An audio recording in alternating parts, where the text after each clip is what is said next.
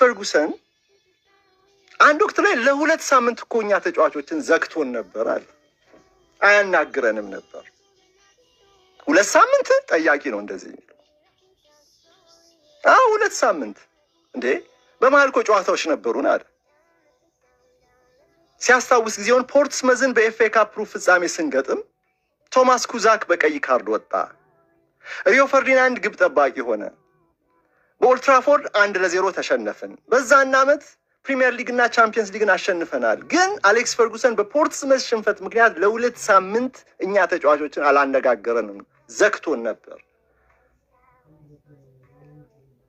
ይሄ እንግዲህ የሆነ አጋጣሚ ነው አይደል? ውድ አድማጮች፣ ጠያቂ ሁለት ሳምንት አለ። ሩኒ ሁለት ሳምንት በመሃል ጨዋታዎች ነበሩ ነው። ጠያቂ ይቀጥላል። አንደኛዋ ጠያቂ አረ ከዚህ በላይ ልትነግረን ይገባል፣ በዚህ ጉዳይማ ባጭሩ አትለፈው።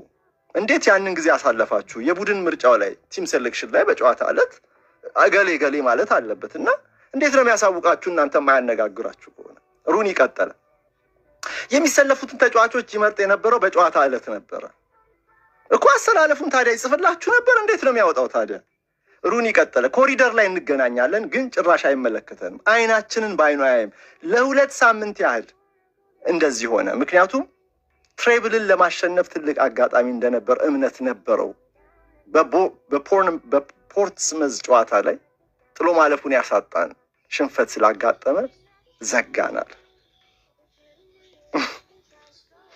ስላሰላለፉ እዚህ ጋር ጥያቄ መነሳት አለበት። እንዴት ነው የሚያወጣው? አይ ኮሪደር ላይ እንገናኛለን፣ በቃ እኛን አይመለከትንም፣ ይሄ ማሰላለፉ ብሎ ያስቀምጣል ነው የሚለው ወይን ሩኒ። ተጫዋቾች ታዲያ እርስ በርሳችሁ ታወሩ ነበር? በዛ ወቅት ሩኒ መለሰ። ሁላችንም ከእርሱ ለመሸሽ እንሞክር ነበር። ወደኛ አቅጣጫ ሲመጣ ካየን ወዲያውኑ በሌላ መንገድ ለመሄድ እንሞክራለን አለ። ይገርመኛል። እኔም እንደ ማንቸስተር ዩናይትድ ደጋፊዎች ይገርመኛል። ማን ዩናይትድ እንደዚህ ሽንፈት የሚጠላ ቡድን ነበር።